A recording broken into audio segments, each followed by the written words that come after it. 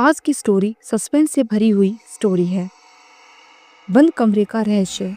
शहर से दूर पहाड़ियों पर बसा था एक पुराना हवेली नुमा घर, शांतिवन कोठी।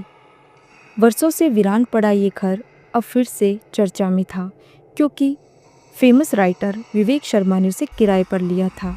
वे यहाँ अपनी अगली बुक लिखने आए थे, एक सस्पेंस नॉवेल। विवेक ने जब कोठी देखी तो पहली ही नज़र में उसे कुछ अजीब लगा। कोठी के दाईं ओर एक पुराना दरवाज़ा था, जिस पर जंग लगी ताले जड़े थे और उस पर धूल की मोटी परत थी।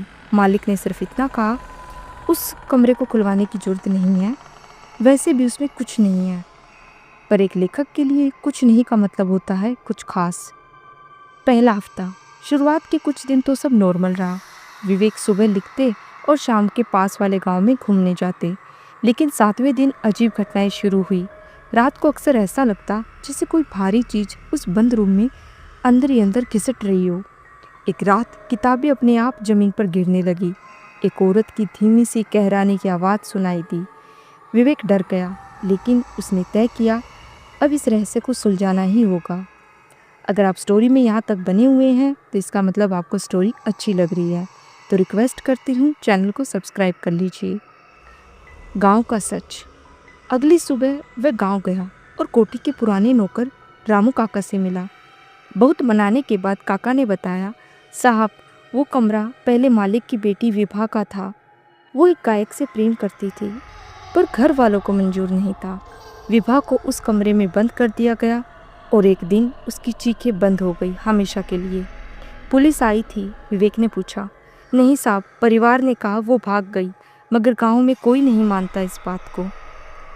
उस रात विवेक ने साहस किया। उसने हथौड़ा उठाया और पुराने दरवाजे का ताला तोड़ दिया। कमरा धूल से भरा था, लेकिन दीवार पर एक पुराना रिकॉर्ड प्लेयर पड़ा था। उसमें एक बेहद करुण गीत बजने लगा और उसमें एक बेहद मधुर संगीत बजने लगा। गीत के साथ ही कमरे में ठंडी हवा होने लगी। दरवाज़ा अपने आप बंद हो गया। दीवारों पर एक लड़की की परछाई दिखी। उसने कुछ कहा नहीं, सिर्फ देखा और फिर गायब हो गई। अगले दिन विवेक को कमरे में एक डायरी मिली, विभा की लिखी हुई। आखिरी पन्ने पर लिखा था, मुझे माफ़ कर देना, मैंने किसी से कोई गलती नहीं की, सिर्फ प्यार किया। अगर कभी कोई मेरी आवाज़ सुने तो उसे मेरी कहानी ज़रूर दुनिया को बताना। विवेक ने अपनी किताब पूरी की। किताब का नाम रखा गया बंद कमरे का रहस्य। किताब में विभा की पूरी कहानी थी, सबूतों के साथ। मीडिया में हंगामा मच गया। कोठी के उस कमरे की खुदाई हुई और वहाँ से एक कंकाल मिला, विभा का। आज भी जब कोई लेखक शांतिवन कोठी के पास जाता है तो रात में एक लड़की की आवाज़ सुनाई देती है। धन्यवाद मेरी कहानी बताने के लिए।